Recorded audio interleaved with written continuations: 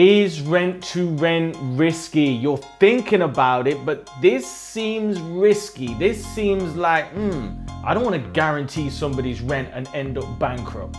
I get it. On this video, I'm going to show you how to, navigate the risks and make sure that rent to rent can work for you.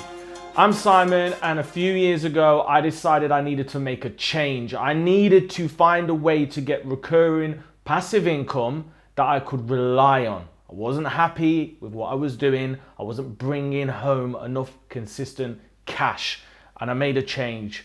I had no experience in property, none. I couldn't put a shelf up. I'd never owned a property, nothing. And I got into the world of property, and 3 years later, I've got £2 million property businesses, property portfolio, and we are building every single day. So if that sounds good and you want to follow my journey and you want to get into property, then make sure you subscribe to the channel, like this video, comment below with any questions you've got. I would really, really love to hear from you. So today's video is about rent to rent and the risks involved and how to overcome them. Because, disclaimer, I know I might be glorifying this strategy on this channel, but make no bones about it. If you don't get educated and if you don't do this stuff right, it is very, very, very risky. Okay, so please don't wing this stuff. I'm going to break down exactly how I do rent to rent so that there's very little risks. You protect yourself, the landlord, any agents, tenants, and everybody involved is secure and safe.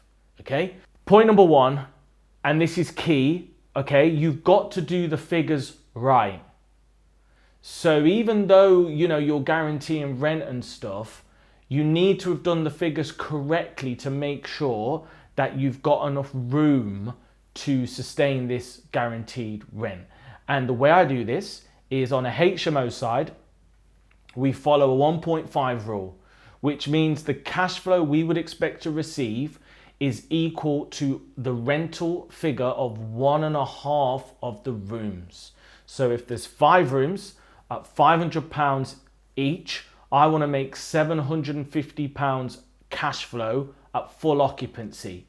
And what that means is if I've got 1 room empty, I make 250 quid. And if I've got 2 rooms empty, I only lose 250 quid. And I know that that's not going to happen very often because I'm going to hustle the properties full. Remember, voids are not an option. On the serviced accommodation side, you're probably thinking, well, hang on a minute, what happens if nobody books my property? I'm going to have to guarantee this rent. On that side, I recommend working to an occupancy rate of 50%.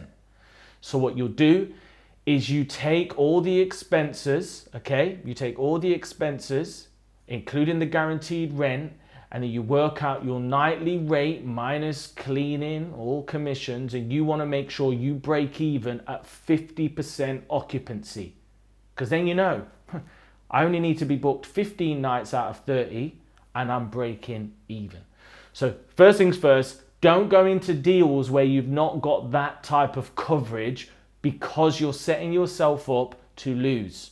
And if you want to know more about that, comment below and I will personally send you links to a couple of episodes of my podcast where I break down exactly how to crunch the figures for both strategies. If you're finding this useful, come on, don't be stingy. Hit the like button and make sure you subscribe to the channel right now. The second factor, and this is absolutely, I can't stress this, agreements. You've got to make sure that you've got the right agreements in rent to rent that cover your downside. They don't only cover your downside, but they cover the landlord's downside. And what they do is they set a line in the sand. They draw a line in the sand and they say, hey, Mr. Landlord or Mrs. Landlord, you're responsible for this. I'm responsible for that. We're going to come together, have a great relationship, but if things go wrong, we've got X, X, and X in place. Do not go into rent to rent winging the agreements from some guy on Facebook that once did some rent to rent crash course and just try and wing it. Also, never, ever, ever sign an AST with rent to rent. And if you want more information on agreements, comment below as well. I'll be more than happy to point you in the right direction. Disclaimer, I am not a lawyer, so I cannot give legal advice. If you do those two things, okay? If you do those two things, you are not going to be risky in rent to rent. You're not. Like the common saying goes, own nothing, control everything. Airbnb don't own houses. Uber don't own cars. Deliveroo don't own any of these food chains.